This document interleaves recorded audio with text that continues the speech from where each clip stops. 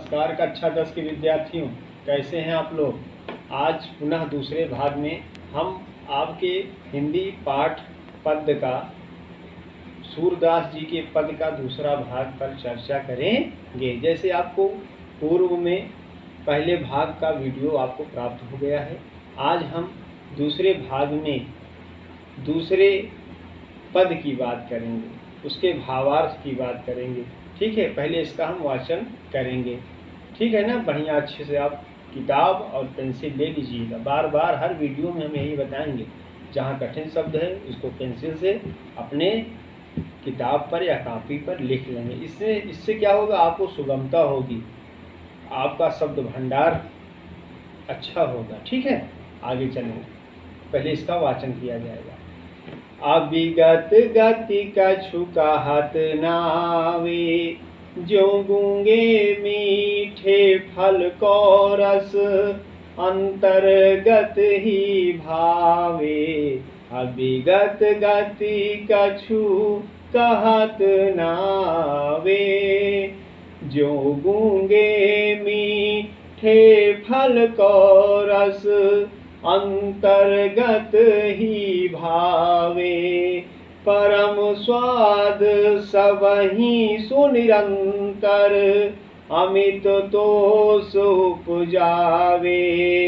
मन वाणी को अगम अगोचर, सो जाने जो पावे। अविगत गति कछु कहत नावे, रूप रेखे गुण जाति जुगत बिनु, निरालंब कित धावे। सब विधि अगम विचारहि ताते, सूर सगुन पद गावे। अविगत गति कछु कहत नावे, अविगत गति कछु कहत नावे।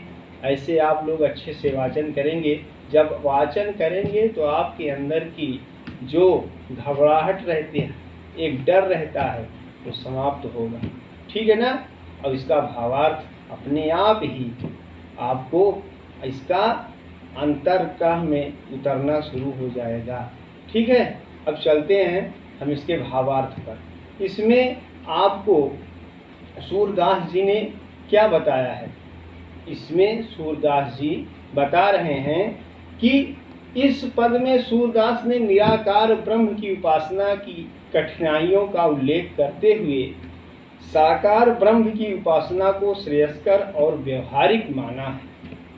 इसमें इस पद में सूरदास जी निराकार ब्रह्म की उपासना की कठिनाइयों का उल्लेख किया है और साकार ब्रह्म की उपासना को श्रेयस्कर और व्यवहारिक माना है। क्या कहते हैं, कौन? सूरदास जी। सूरदास जी कह रहे हैं कि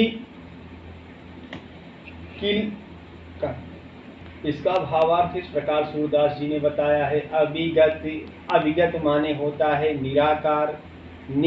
आकार में, आकार शब्द में निर उपसर्ग लग जाने से निराकार हो गया। निराकार निषेध, जो निरुपसर्ग है वह निषेध शब्दों में लगता है। जैसे आश्रित निरुपसर्ग निराश्रित, आधार निरुपसर्ग निराधार। ठीक उसी प्रकार से यह क्या है, अविगत का अर्थ क्या होता है, निराकार, जिसका कोई आकार न हो।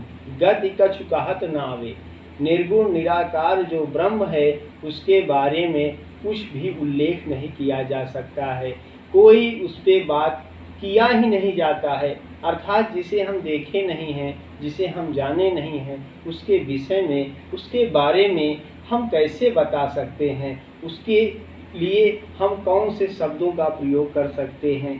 अर्थात सूरदास जी कह रहे हैं निर्गुण निराकार ब्रह्म की बात को हम बता नहीं सकते हैं, न उसका कोई स्वरूप है, न देखे हुए हैं। ठीक है, तो ठीक उसी प्रकार से है। कैसे? जो गूंगे मीठे फल को रस, अंतर्गत ही भावे।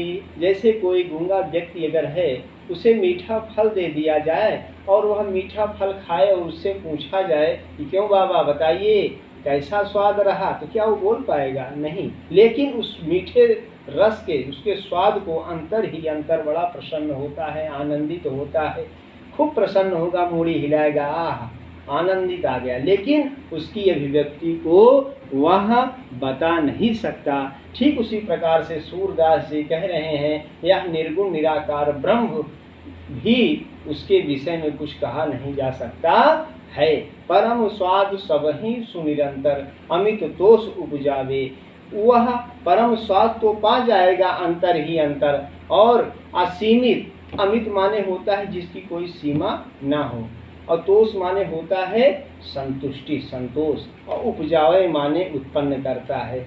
वह अंदर ही अंदर उसके परम स्वाद को, परम आनंद को उत्पन्न करता है, लेकिन उसके बारे में कुछ बता सकता नहीं।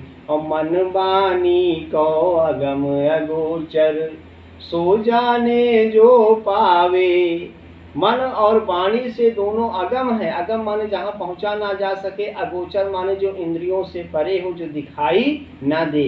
मन वाणी दोनों से, मन से और वचन से, दोनों से वह वहाँ पहुँचना, और वह इंद्रियों से परे है। सो जाने जो पावे, जो इसे जान लेता है वही इसे पा सकता है। कौन? निर्गुण निराकार ब्रह्म को। कौन कह रहा है? सूरदास जी कह रहे हैं। और फिर रूप रेख गुण जाति जुगति बिन निरालंब कित धावे, उसका रूप क्या है, उसका गुण क्या है, उसकी जाति क्या है, जुक्ति माने उसका उपाय क्या है, और बिन माने बिना, निरालंब कित धावे, निर फिर आया यहाँ उपसर्ग, आलम्ब शब्द में निर उपसर्ग लग जाने से निरालंब हो जाता है, निषेध के लिए होता है। निर उपसर्ग निषेध शब्द में लगाया जाता है। निरालंब माने होता है बेसहारा, बेसहारा कित माने किधर, धावे माने दौड़ूं। सूरदास जी कह रहे हैं रूप रेख गुण जात जुगत बिन, उसकी क्या रूप है, क्या रेख है, क्या उसके गुण हैं, क्या उसके जाति है, क्या उपाय है, उसके बिना बेसहारा किधर मैं दौड़ूं। और सब विधि अगम विचार ही ताते, हर विधि, सब विधि से, सभी प्रकार से, अगम माने, अगम माने होता है जहाँ पहुँचा ना जा सके, विचार ही ताते, उसका मैं विचार करता हूँ। और सूर सगुन पद गावे, सूरदास जी साकार ब्रह्म के पद को, भगवान श्री कृष्ण को पद को गा रहे हैं। तो सूरदास जी कह रहे हैं कि ऐसी स्थिति में ये बताइए, बेसहारा होकर न उसका कोई रूप है, ना तो उसका कोई जाति है, ना तो कोई उपाय है, ऐसी स्थिति में मैं बेसहारा किधर दौड़ूं। ठीक, फिर उसके बाद क्या बता रहे हैं नीचे के जो उसमें अर्थ में क्या कह रहे हैं, सब विधि अगम विचार ताते सूर सगुन पद गावे। सब क्या फिर बता रहे हैं, इसलिए निराकार ब्रह्म को सब तरह से आगम मानकर सूर ने सगुण रूप की लीलाओं को अपने पदों में गाया है। उसके बाद इसका सामयिक अर्थ समझ लें फिर से एक बार। अभिगत गति कछु कहत न आवे, अभिगत माने निराकार निर्गुण निराकार ब्रह्म की कोई भी गति समझ में नहीं आती है। और जो ठीक उसी प्रकार से जैसे गूंगे व्यक्ति को फल दे दिया जाए मीठा, लेकिन वह अंदर ही अंदर तो प्रसन्न होता है, उस रस के मधुरता को आनंदित होता है, लेकिन उसकी अभिव्यक्ति को, आनंद को वह नहीं बता सकता है। ठीक उसी प्रकार से यह जो निर्गुण निराकार ब्रह्म है, जो जान लेता है वही इसे पा सकता है, और इसके विषय में कोई भी उल्लेख नहीं किया जा सकता है। मन वाणी को अगम अगोचर, मन और वाणी से यह अगम माने जहाँ पहुँचा ना जा सके, मन से और वाणी से इसे पहुँचा नहीं, जिसके तक पहुँचा जाना संभव नहीं है। अगर अगोचर है, यह इंद्रियों से भी परे है। सो जाने जो पावे, अर्थात जो इसे जान जाए वही इसे पा सकता है। रूप रेख गुण जाति जुगुत बिन, रूप और रेख गुण जाति उपाय के बिना निरालंब चित धावे, बेसहारा होकर मैं किधर दौड़ूं। और सब विधि अगम विचार हिताते, इसीलिए सभी प्रकार से ब्रह्म को सब तरह से अगम मानकर सूर ने सगुर रूप के लीलाओं को अपने पद में गाया है। ठीक है।